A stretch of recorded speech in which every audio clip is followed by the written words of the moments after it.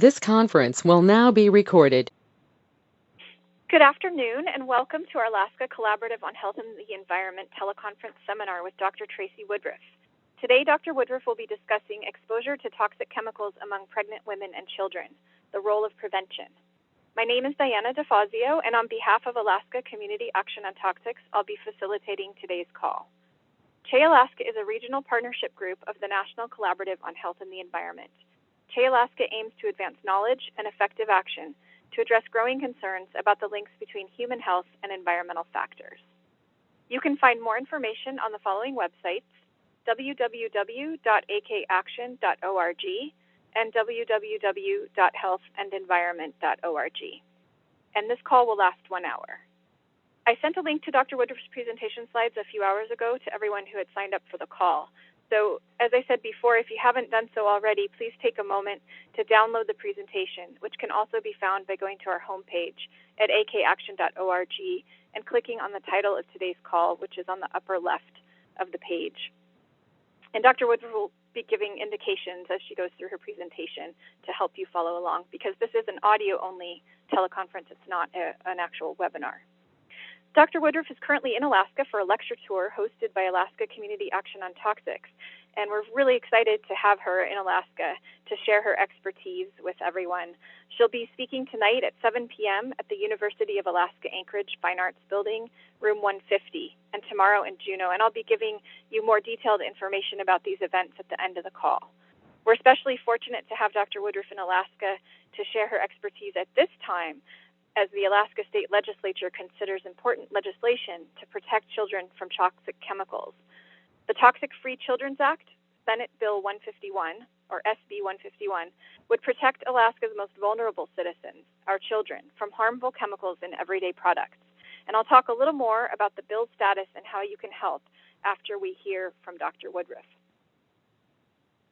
Now it is my pleasure to welcome and introduce Dr. Tracy Woodruff.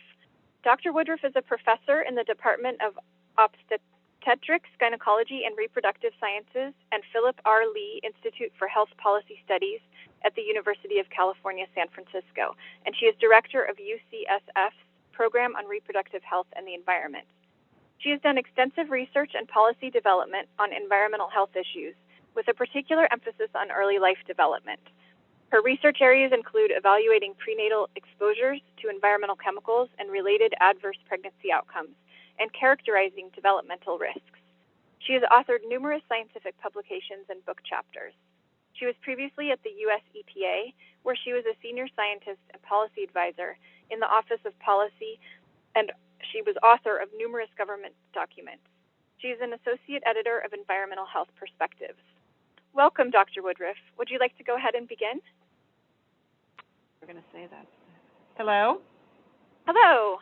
Okay, great. Thank you, and welcome everyone on the call. I'm going to go. First, I'd like to just give everyone a little bit of background about the Program on Reproductive Health and the Environment. We are located at the University of California, San Francisco, which is a medical sciences campus. And our mission is to create healthier environments for human reproduction and development by advancing scientific inquiry, clinical care, and health policies to prevent exposures to harmful chemicals in our environment.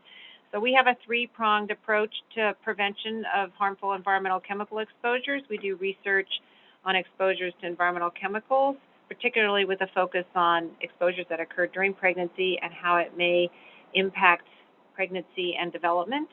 And then we are also very dedicated to translating not only our research, but the research of others into how do we improve clinical care, and then also how do we improve public policy so that we can prevent exposures that may be harmful to reproduction and development. And today I'm going to talk a little bit about our research and some of the challenges and opportunities that we have before us in terms of preventing exposure to harmful chemicals.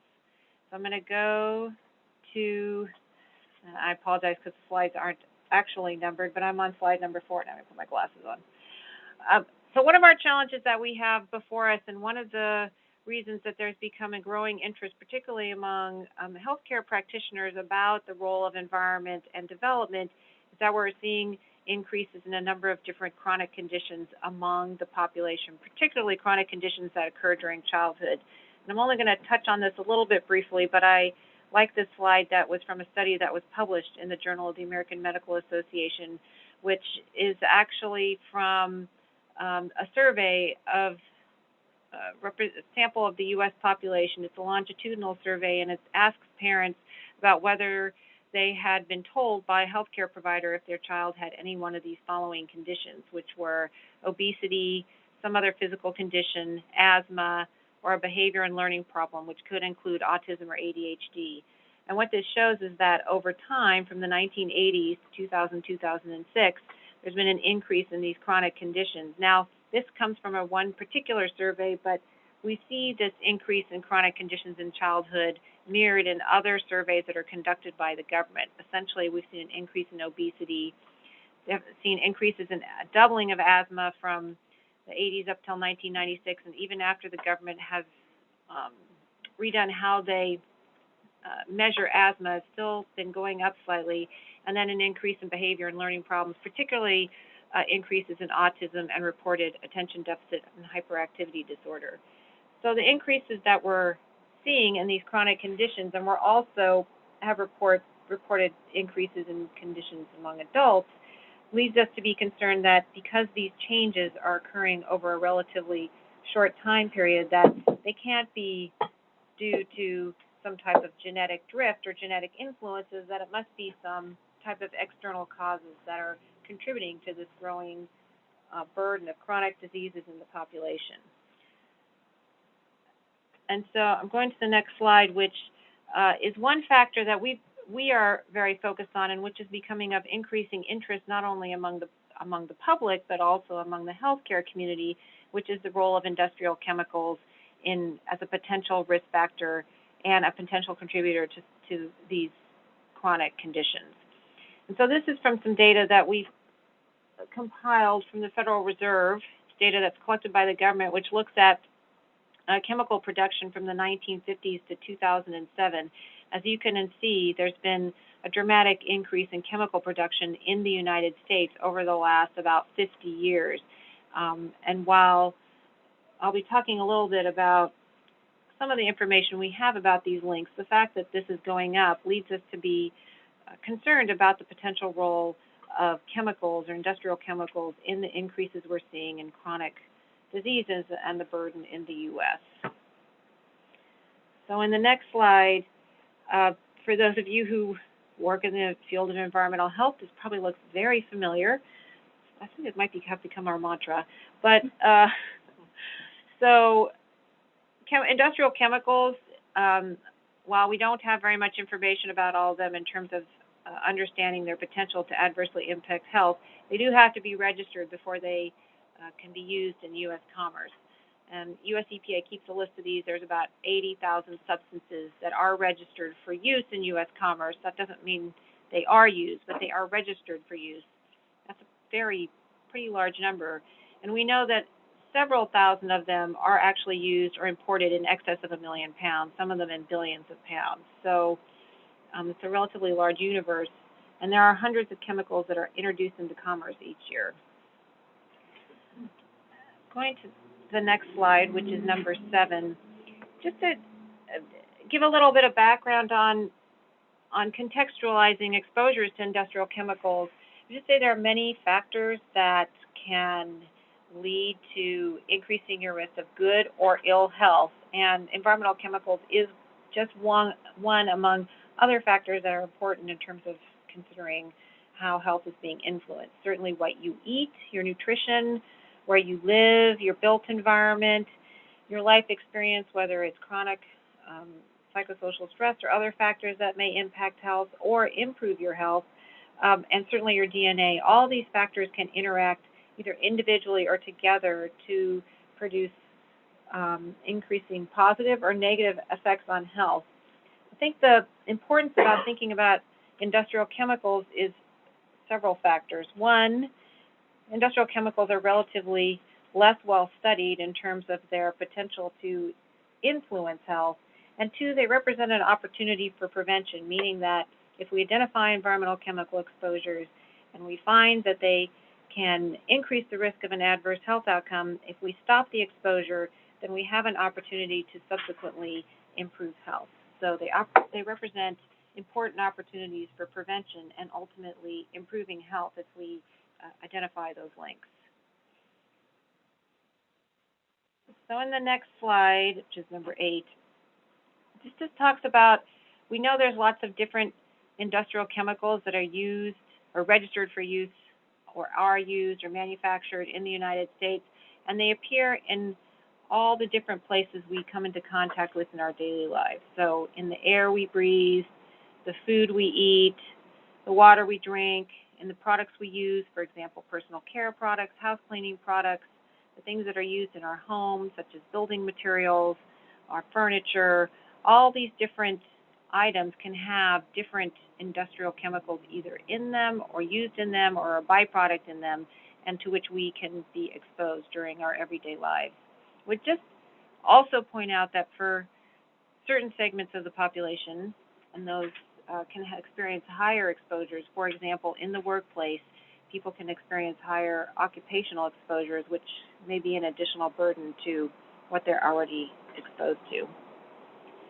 So the next slide is from a study that we did at UCSF looking at data that's collected by the U.S. government through their biomonitoring program.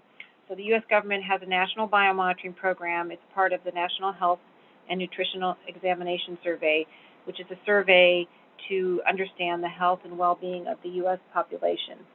And as part of that survey, they sampled pregnant women for a number of different years. They also, as part of that survey, collect urine and blood samples from which they analyze different environmental chemicals. So we looked at the years 2003 and 2004, and this is a paper that's published in Environmental Health Perspectives, to look and see for the pregnant women that were part of this survey, what types of environmental chemicals did they find in these pregnant women. And the first thing that we found was that while we know that pregnant women, just like everyone else, are exposed to different types of industrial chemicals, and we know we can measure them in people, this was the first time that someone had said, well, can we actually see what that is if we actually look at all of them together and then look at a representative sample of the U.S. population.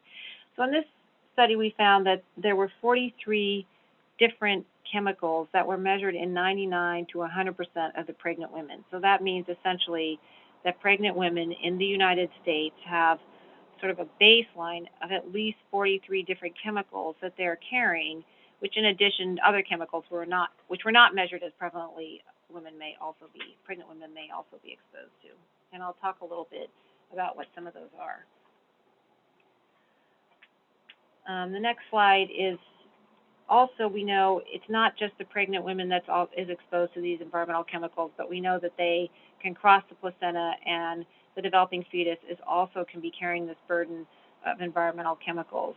And to quote a report from the National Cancer Institute about environmental chemicals and how that relates to cancer, they said that to a disturbing extent, babies are born pre-polluted because we now know that these chemicals transfer from the mother to the fetus. And the next slide is number 11. So we know we have industrial chemicals are used. We know that there are increasingly more in our lives. We know that we come into contact with them. So the other thing that has actually, another sort of pillar, as someone was telling me today about the science, is that we now understand also that it's very important in terms of the timing of exposure, and that if you are exposed particularly during, if you're exposed particularly during critical periods of development, the exposures to the chemicals may lead to more severe or sometimes unique consequences that may not be experienced if you're exposed during a period of like you're an adult or not during development. And that's because there are many unique processes that are occurring during development that only happen one time, occurring very rapidly. And if you alter that trajectory, you can imagine that you can reset the trajectory such that you reprogram development, thus leading to the potential for an increased risk of a health effect that may occur either right after birth, could occur during childhood, so some of these chronic conditions that we're seeing in childhood, or may not occur until adulthood. So the next slide. So here's some of the chemicals that we found in the in our study, and actually have been found in other studies as well. So there are a number of different phthalates that are measured through the biomonitoring program that's conducted by CDC, and we found some of these phthalates, which were one group of chemicals that are measured, and we found these in 98 to 100% of the pregnant women. Phthalates are a plasticizer. They're sometimes found in cosmetics and personal care products as well because they convey scents, but they also can be found in vinyl flooring and other types of plastic material.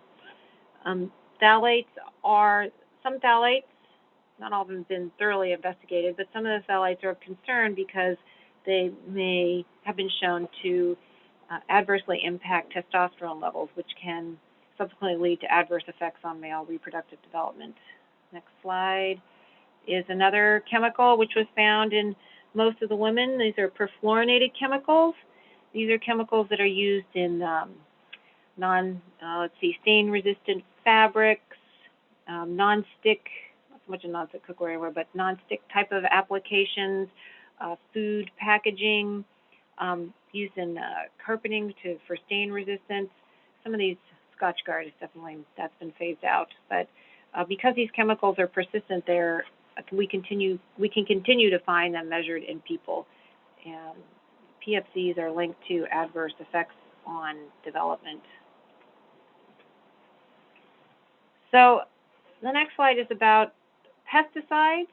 Pesticides are not always measured ubiquitously in the population, but definitely people have measurable levels of pesticides. Some of them are legacy pesticides like DDT, which we still find in pregnant women and other people, even though they've been banned for over 30 years. And then some pesticides are less persistent, but still, for example, organophosphate metabolites are found among the population. And pesticides have been linked to, for example, increased risk of neurodevelopmental problems. I don't know if I have that slide this time. And then lastly, I want to talk just briefly about polybrominated diphenyl esters. It's a chemical that we've done a lot of research on at UCSF. It's used as for anti-flammability. Used a lot in polyurethane foam. Certain PBDs have been used a lot in polyurethane foam, also used in electronics. Because they're persistent and can get out, they've been found a lot in house dust, and they can migrate up into the food chain. 100% of pregnant women in the study were exposed to some of these PBDEs. And the thing about PBDEs is that they have been found to disrupt neurodevelopment, and then animals can affect learning, memory, and attention. It's thought to do this through adversely impacting thyroid hormone levels, and thyroid hormones are very important to have proper thyroid hormone levels and for proper neurodevelopment.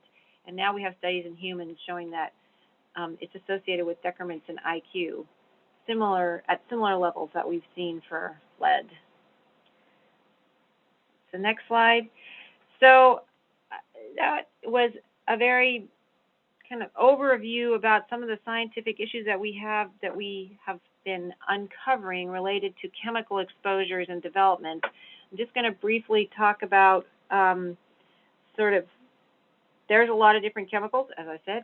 There's a lot of different exposures, and there's lots of different studies about looking at the relationship between exposures and outcomes. And I want to just point to there are some authoritative bodies that have looked across all this science to evaluate what do we know about the state of the science on exposure to these industrial chemicals and related adverse reproductive and developmental outcomes. I'm going to just briefly review those and then talk a little bit about some of the other challenges about translating this into prevention. So these are three very important reports. The first one is from the Endocrine Society on the left. It's on endocrine disrupting chemicals, which I think is kind of the leader among the reports. I think it's 2 years old. The second is the State of the Science on Endocrine Disrupting Chemicals, which is a report published by the World Health Organization and UNEP. And then a report on the right, which is Reducing Environmental Cancer Risks by the President's Cancer Panel, which is convened from the National Cancer Institute and is appointed by the President. Essentially, all these reports say the same thing, that we are concerned about environmental chemical exposures.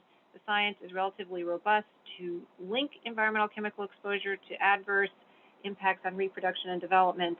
And I'm just going to go to the next slide because I think this one, which is the most recent of authoritative opinions from a clinical or professional societies, these are not environmental health groups, by the way. These are, the Endocrine Society represents people who do research on endocrinology.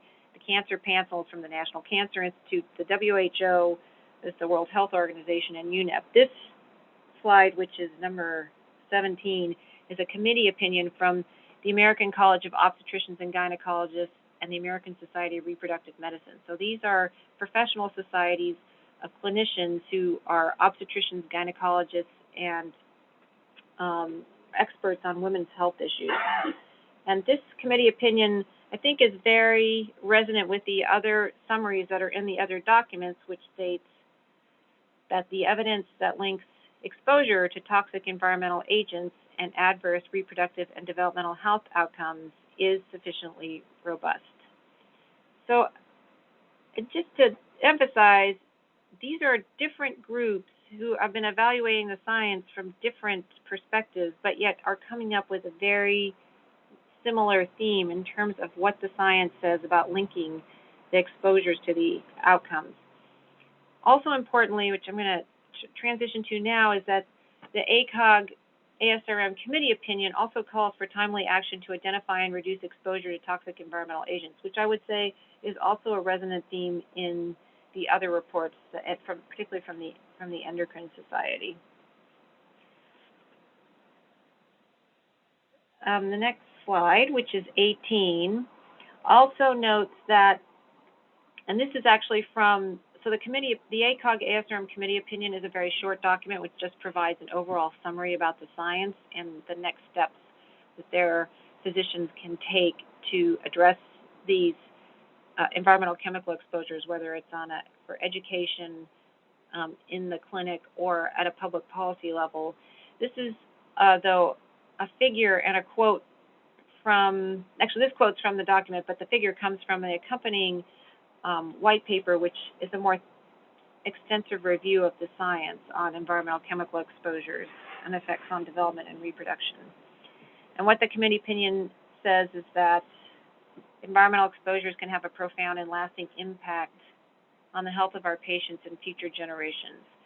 So the concern is both for an immediate impact that may be realized right after birth, but that you can also, an exposure in utero can have subsequent reproductions into the next generation, because you can actually affect the developing reproductive function of that future child, which then can go on to have impacts when they either attempt to have another child, or that they have a child that can then, the adversity can transmit to the next generation.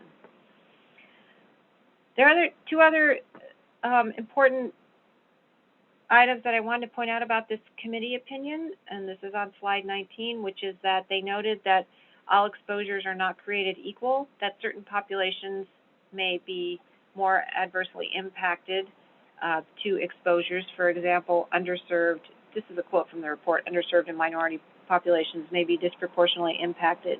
For example, there can be higher exposures to levels of outdoor and indoor air pollution, and that's another feature of thinking about environmental chemical exposures. And then also, and I already mentioned this, but on slide 20, the other issue, particularly for, and I know that the ACOG ASRM committee opinion focuses on women, and it's not just women, but because that ACOG is their professional society focuses on women's health, and that reproductive exposures that occur occupationally may be particularly higher or problematic during reproductive time. I know this is focused on women, but it's I think it would be important to note that it's also true for men, that this is of concern. So one of the questions we get and is, of course, of concern for people is that that the information is both extensive and also worrisome, and so of course people are want to know what can they do personally in terms of that they can do to reduce their exposure to chemicals that may be adversely impacting them or their families. And so UCSF, in partnership with other organizations, has put together a series of brochures called Toxic Matters. They're available on our website, which are low literacy brochures. Toxic Matters actually translated into Spanish as well, that provide simple, easy to take steps that have some scientific basis that can be taken, that people can take to reduce exposures to environmental contaminants. Some of them are very simple. Some of them are already things that we know, but things that are simple to do, such as washing your hands or taking your shoes off when you enter the house. Some of them are related to kinds of things that you can buy in the store that may reduce your exposure, or other ways in your home that you can take very practical steps to reduce your chemical exposures. But I would just say that while we have our ability to have some control over our own personal exposures, and I'm moving to the challenges ahead slide, and to slide 23, is that we recognize, and so does ACOG and ASRM, that while we can take personal steps ourselves to reduce some toxic exposures, we can't for either because it's just too overwhelming or because we lack certain information. We can't actually reduce all the exposures that we have. Some of them are beyond our control, for example, air pollution, and some of them it's not possible because we don't know all the things that are in our products, or we actually don't know where they all are, so it's not possible to actually reduce them.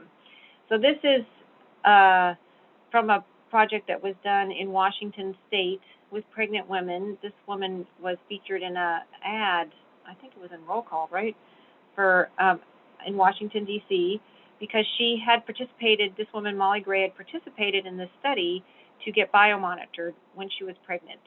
And she was someone who was very conscious about eating organic, avoiding chemicals like BPA, and buying natural cleaners. And despite that fact, she still had measurable levels of different environmental chemicals, some of them that she was trying to avoid in her body. And it's because it's very difficult, it's impossible given the way that things are set up to actually do this all individually. So now I'm going to talk about, this is slide 24. This is something I actually talked about when I talked at the ACOG national meeting a few weeks ago, and that is the chemical spill in West Virginia. And I think this is a great example about some of the failure of chemical policy in the United States to really give us our own individual choice in terms of what we're exposed to. So on January 10th this year, people in West Virginia, near Charleston and the surrounding counties, woke up to be told that they could not come into contact with the water coming out of their tap. Not only could they not drink the water, but they could not wash in the water, they could not shower in the water, because there had been a chemical spill upstream into the Elk River, which was right above the water treatment plant. And basically, the chemical that had gotten into the water, people were concerned that you shouldn't even touch it. So what had happened was this chemical that was spilled into the water, you can go to the next slide, called, I'm just going to go over the short name, it's MCHM. It actually smells a little bit like licorice, so people actually smelled it in the water. They called up the authorities. The authorities went to the plant, and they found this chemical was leaking into the water. They then put out a water advisory to tell people not to drink or essentially bathe or use the water for washing. They could use it to flush their toilet, however. Apparently that wasn't a problem. Good thing. So on the next slide, so of course the first thing you want to know is, okay, we got this chemical, it's in our water supply, what do we do about it? So if you go to the next, first we want to know, is this a toxic chemical? So this is a material safety data sheet. This is on slide 26. So this is the sheet. If you're at work, you work in a place where there's industrial chemicals and there's a chemical that gets spilled, you have to have this material data safety sheet. It's produced to tell you all the information about the chemical and what the health effects are so that you can protect yourself in case there's a spill. So this is the first material safety data sheet that was available for this chemical. So you'll just see, I just highlighted the part that says tox data, that says not available. And then if you look at the part that says carcinogenic effects, mutagenic effects, teratogenic effects, developmental toxicity, there's essentially no data available on this chemical. So how do we know what the problem is? Well, we know it smells like licorice. That's pretty much what they know. So then they said, oh, well, wait, we have this older material safety data sheet. It does have one study. This is the next slide with the rats. It has a study on how much it takes to kill a rat. So the level that they have is how much it takes to kill half of the rats that were involved. And I actually have no idea what happened to the other half of the rats that didn't die. I'm sure they weren't all that healthy. But nonetheless, this is what they used to decide what the safe level was going to be for which they did the cleanup for, because they did some cleanup on the water, stopped the leak, diluted the water, and then they cleaned it up. I just would say that, okay, people can be reasonably confident that they probably weren't going to die. But anyway, okay, so that was January 10th. So on January, go on the next slide. On January 13th, okay, they figure out what the level is. They get the water, whatever they do to the water, they measure it. Okay, you can drink the water. It's safe to drink. Okay, great. So then the next day, that's January 14th, they're like, and the next slide, January 15th, they're like, whoops, we forgot. We should also think about pregnant women. So 2 days later, like, wait a minute, we forgot that we need to think about pregnant women because they could be more at risk from this chemical exposure. Remember, right now, all we have are these rat studies about how much it takes to kill a rat. They issued this, says CDC recommends out of an abundance of caution that pregnant women drink bottled water until there are no longer detectable levels, meaning they pretty much can't find it in the water distribution system. Next slide, which is slide 31. Thank you. Then on January 16th, actually it was really around January 15th, January 16th they make this. It turns out the company actually did have a study on the toxicity of this chemical that apparently was not public. I think they did share it with the government before January 16th, but it became public on the 16th. That's 6 days after the spill. And I had kept it because it was under confidential business information. And it was, so we don't know what the toxic, we have this study about the rats, how much it takes to kill a rat. Now we know that there actually was a study about it's adult male and female rat toxicity, so we probably know something about how harmful it is for adult animals, but we really still don't know anything about what the impacts might be for pregnant women or children. And this study didn't come available till 6 days after the spill. So there's kind of two big problems. Well, that's two problems here. So the next slide is this really is all a feature of the problem with the Toxic Substances Control Act, which has never been updated since 1976. All these guys I checked are all dead.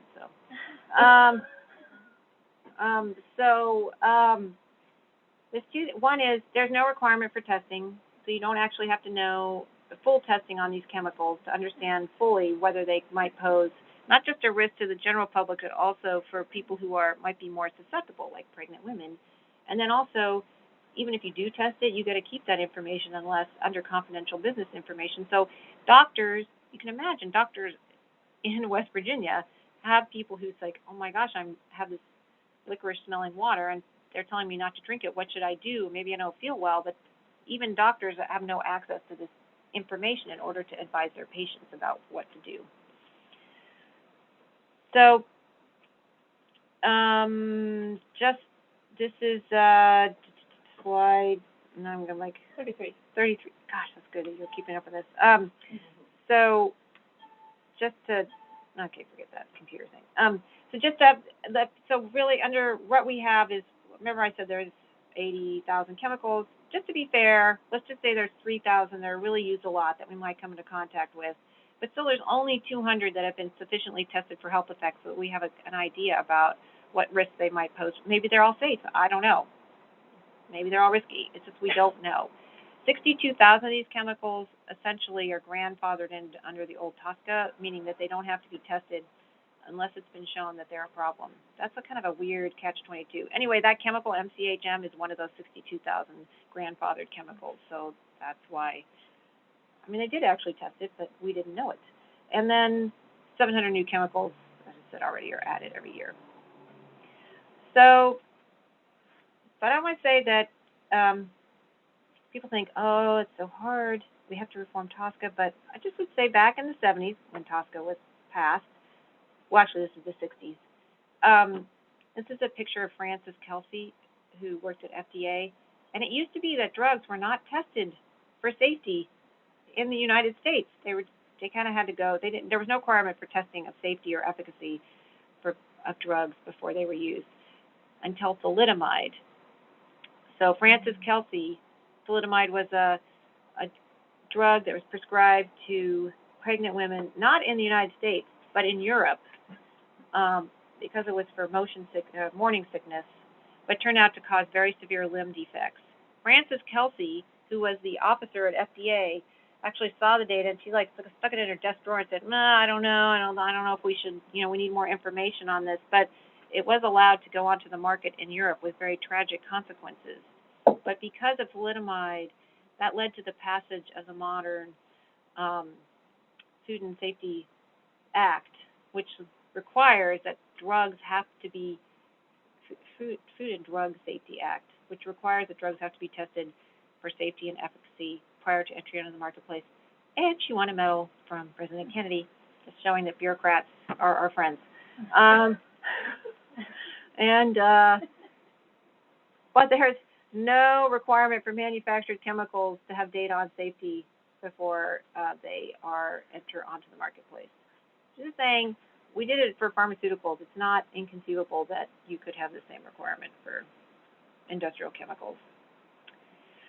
So just to go back to ACOG and ASRM, as well as the American Academy of Pediatrics and the Society for Maternal and Fetal Medicine, they wrote the committee opinion, and they are concerned about the status of chemical exposures, of the chemical policy laws in the United States. This is a letter that they recently sent to the ranking members of the Energy and Commerce Committee, saying that they, ACOG, ASRM, AAP, American Academy of Pediatrics, and Society for Maternal and Fetal Medicine, want to see toxic chemical policy reform. And in there they have, I think it's 5 to 6 pillars of what reform should look like, including that it be based on considerations of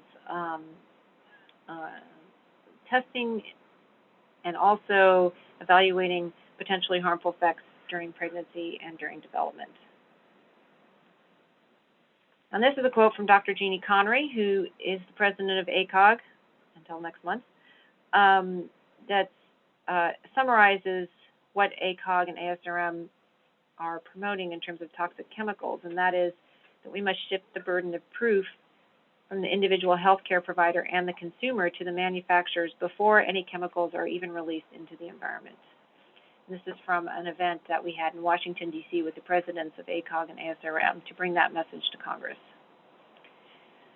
And this is slide, there's a number on there, 37, which I just want to say, some people think that it's so hard it is hard to make these things happen, but I just would say that it is achievable. This is a law that was passed in California to ban certain polybrominated diphenyl ethers. It's one of the chemicals that we measured in pregnant women. It was passed in 2006. There was a subsequent national phase out, and this is from some data that from a participants in studies from a clinic that we recruit from at San Francisco General Hospital. And these are pregnant women, and we have been recruiting them since 2008. You can see we have women from 2008, 2009, 2011, and 2012. And what we saw is, because we measured PBDEs in these women between these two different time periods, and what we saw is that even in that short time period, so like relatively 4 years, we saw, and this is for some, like an average of 30%, 30 to 39% decline in their PBDE levels, which you believe is attributable to the state ban on PBDEs. So even for a chemical that's persistent, bioaccumulative, can hang around for, I mean, we'll probably be measuring these for a while, but still, we can still see measurable declines in a relatively short time frame after we remove a chemical from the marketplace. That's a great achievement. So in summary, the exposures, we know that exposures to environmental chemicals are ubiquitous among pregnant women, and that these can have implications not only for the immediate generation, but for the next generation, and that while there are things we can do individually to reduce our exposures, it does require that we also pay attention to measures such as public policy that will reduce exposures to all the population. And now my last slide has little babies. I'll say thank you, and I think we're going to open it up for questions. Is that right? Yes, thank you, Dr. Woodruff. And I think what I'd like to do is take a few questions now, and then I'm going to give an update on efforts within Alaska to pass state legislation to protect children's health. And then we'll go back to questions as we have time. So if someone would like to ask a question or make a comment, please press *2 to unmute your line. Please also state your name and affiliation. And we ask that you be brief so we can get to several of your questions before the end of the hour.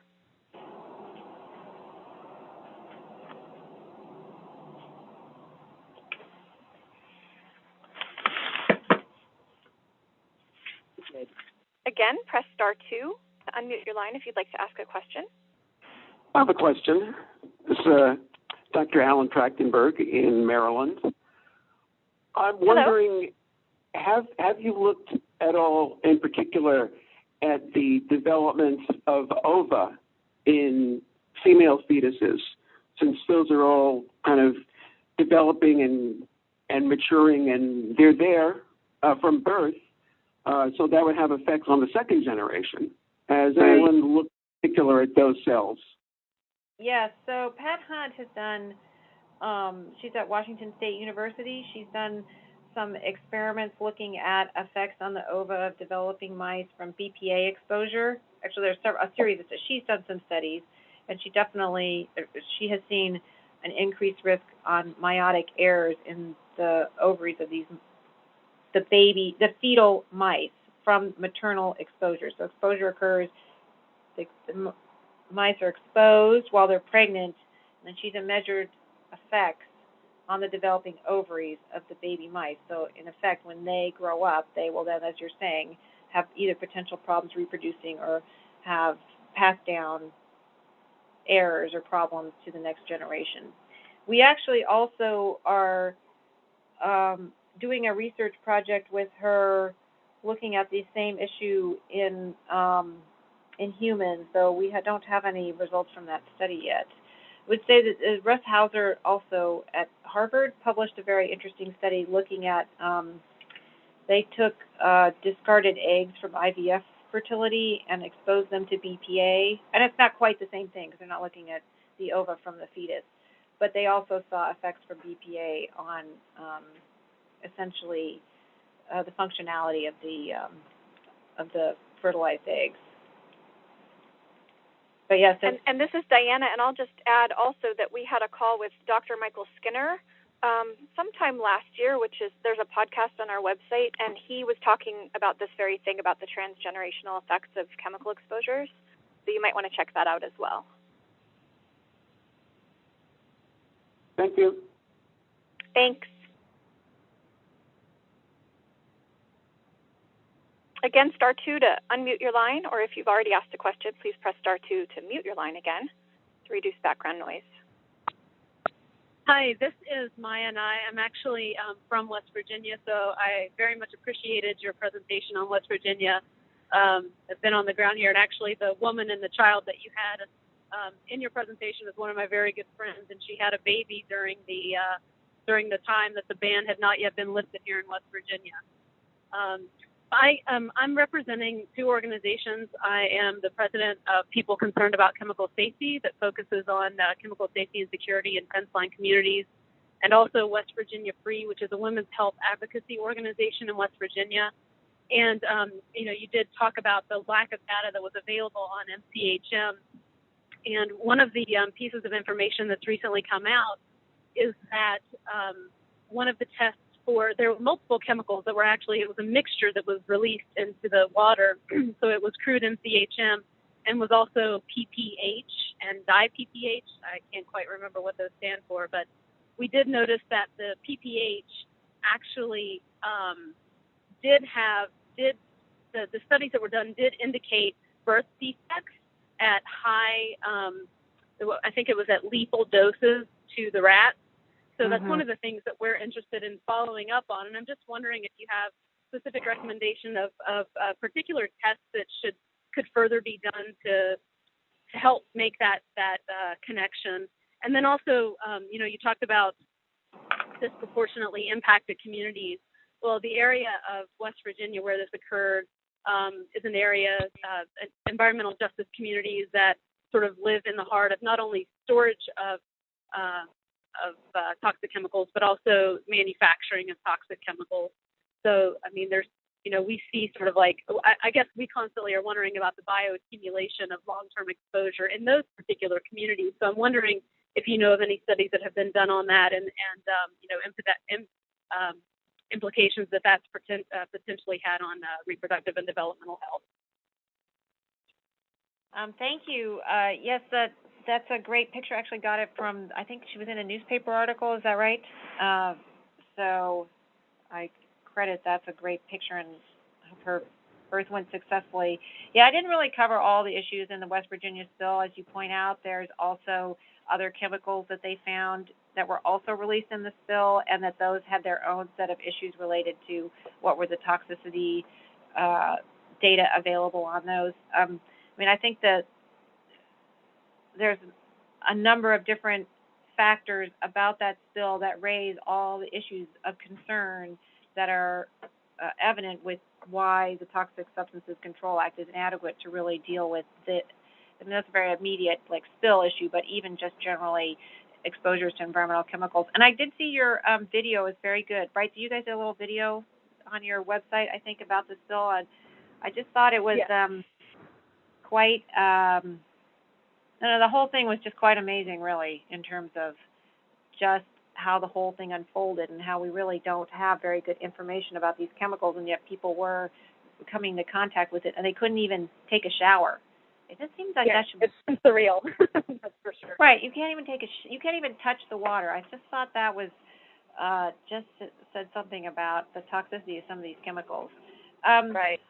Yeah, in terms of, I think one of the things that I was actually kind of wondering about, and I don't know what really the details on this, but usually when you have some type of situation that occurs in a community, they often call, I think the states, right, have to ask the government to come in and do a health assessment so they can follow up the population afterwards to look at any types of long-term health consequences.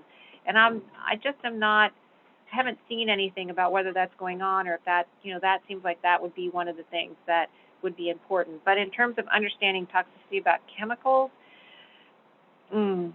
yeah, I mean, the testing, animal tests are probably the most robust to identify that, but they're also, they have to be done, they take time, and, that would be something that you would want to know about in terms of just generally about industrial chemicals.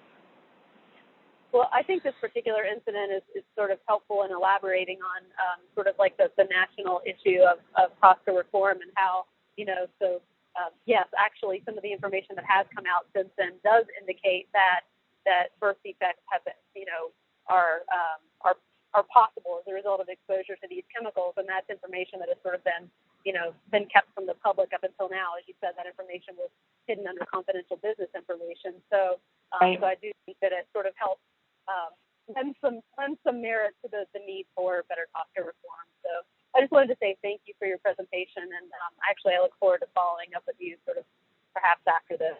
So thank you. All right, thank you. Thank you. We'll have time for more of your questions, but first I'd like to give a brief update on the status of SB 151, the Toxic Free Children's Act that I mentioned earlier. So is that okay with you, Dr. Woodruff? Yes, please. Okay. So I'll go ahead and give this update, and then we'll have time for more discussion. The bill includes a phase-out of toxic tris flame retardants, which are known to cause cancer, neurological defects, and reproductive harm. And in the 1970s, chlorinated tris was taken out of baby sleepwear due to its carcinogenicity. However, tris flame retardants are still being used today in baby and children's products, including foam-filled furniture, nap mats, nursing pillows, car seats, and play tents. And thanks to support from Alaskan moms, firefighters, nurses, and other Alaskans, the Senate Health and Social Services Committee passed the Toxic Free Children's Act. Again, the bill number is SB 151. And now what we need is a Judiciary Committee hearing scheduled. And we've come a long way, we've come pretty far, and we don't want to let this important bill be tabled before the end of the session. So for the Alaskans on the call today, we ask you to please contact senators on the Judiciary Committee and ask them to schedule a hearing. And making this request is easy to do on our website at akaction.org, where you can submit a form to members of the Judiciary Committee. You can add your own comments as well. So at this time, I'd like to return to some more questions. We have a few minutes, and then I'll be giving an update on the events that are coming up with Dr. Tracy Woodruff in Alaska. So we do invite more questions. I have a question. Oh, I do too. Joyce, go ahead. Joyce Young, naturopathic physician, environmental medicine, Cape Cod, Massachusetts. It's really distressing to me to see the amount of literature that's available on the issue of mercury amalgam dental fillings and also the issue of fluoridation. And to realize that both of these issues are identical to the tobacco issue. And the real question in my mind is, what is it really going to take? These are only two chemicals, and you can see so clearly that it's exactly the same story as tobacco. Do you have any comments on what is it going to take to make these changes?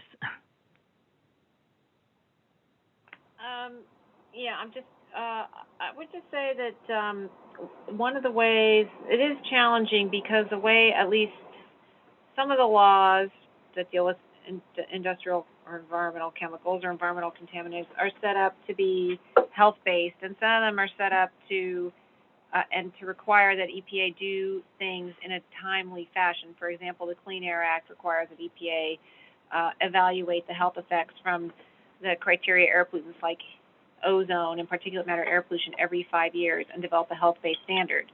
That law has been very successful in triggering reductions in air pollution levels over the last 20 years and actually into the future. Whereas other laws like the Toxic Substances Control Act, it doesn't require any data, and there's very little ability for the EPA to get data, to require testing, and then to implement any kind of action after they have the data. So I think part of it is that you have to restructure the public policy so that there's at least a floor of information that is required to understand the potential for adverse effects on any health outcomes, and then to have the ability to make some type of decision about that with all the factors that go into making a decision, whatever they are. There's things that the government has to think about, cost, benefits, what people care about it, et cetera. But if you don't have the basic requirements that allow at least the ability to get the data and then to develop that data into an understanding about the health risks and then allow the government to make a decision about what to do about it or do something that can limit exposures if it's problematic, then, it's really kind of a free-for-all. So I would say that part of this whole the conversations that everyone's having, ourselves and ACAT and other environmental groups, the physician organization, is really to get this information out to people, because once people know, they feel like that the situation should be changed and that we should change the situation. And then but I think part of it is just people don't even know that that's the way things are in the United States. So I think it's partly we want people to feel connected to this issue, and that then we get the issue changed at a policy level, and then then you can empower the government to help get the data and make the decisions that are necessary to reduce exposures. Thank you. I'd like to make a special invitation to our Alaskan participants. We do have some time left if any of you have a question that you'd like to ask of Dr. Woodruff. or if you'd like to ask more about the Toxic Free Children's Act. I have a question. This is Kathy Blaustein from Corvallis, Oregon. Hi, Kathy. Hi. I'm interested especially in the endocrine disrupting chemicals, and I've been reading over the years about the apparent increase in infertility problems, both male and female, and changing sex ratios in some places. And I wondered if there was any conclusive links to exposure to some or some particular endocrine disrupting chemicals and either of those problems.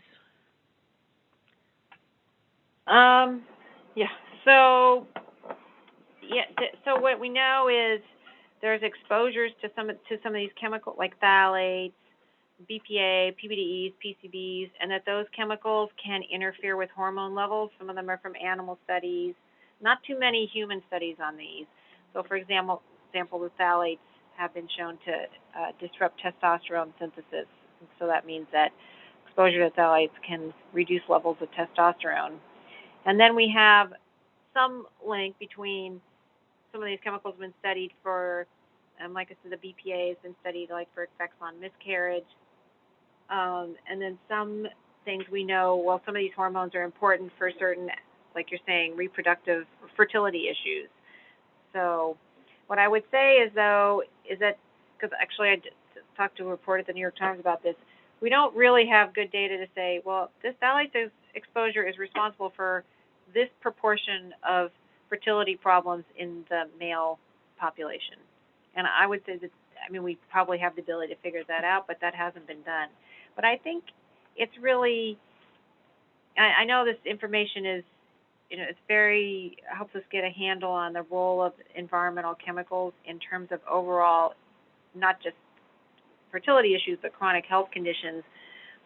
But I also think that, in some ways, it's the evidence just on the link between the chemical exposure, the fact that we're exposed to the chemicals, and either if we have information on them, that's important. But for a lot of them, we don't have information, and that in itself is compelling because a lot of people are concerned that, wait, I'm exposed to these things, and we don't know whether they're a problem or not, or my baby is exposed to them, and we don't know they're a problem or not. That in itself is compelling that people want to have some type of action to require that we know that, so that, because we want to know make sure that they're safe or not.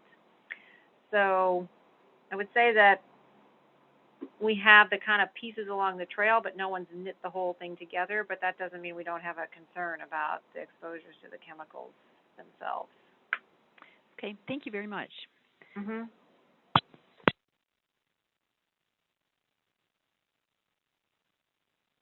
Thank you.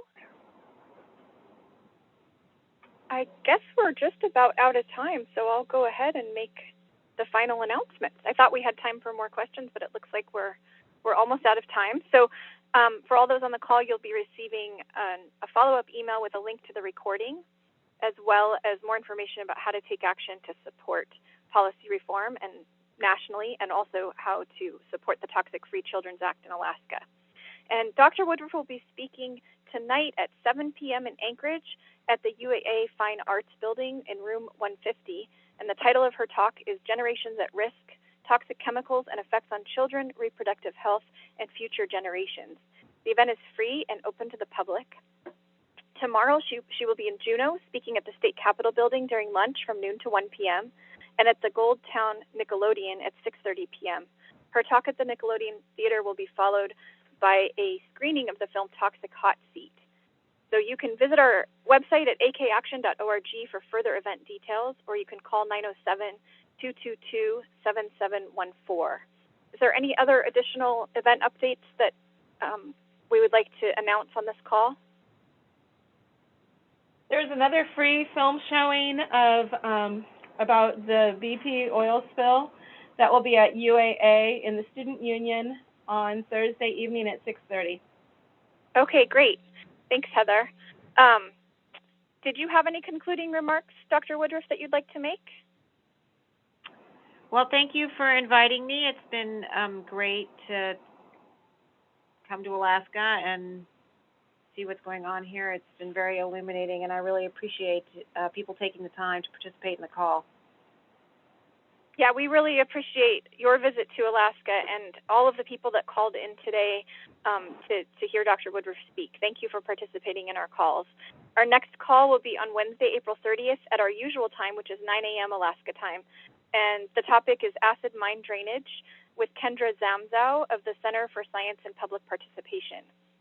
Please remember to support these calls with your tax-deductible contribution to Alaska Community Action on Toxics via our website, akaction.org, and we have a special matching grant from Groundswell's Catalyst Fund, which means that every dollar you give is matched dollar for dollar by Groundswell. So if you have any additional questions or comments, please contact us. Again, the phone number is 907-222-7714, or you can email Diana at akaction.org. And thanks again, everyone. I hope that all of you in Anchorage can attend the event this evening and also spread the word among your friends and colleagues. It should be great. So I appreciate everyone's time. Thank you. Thank you.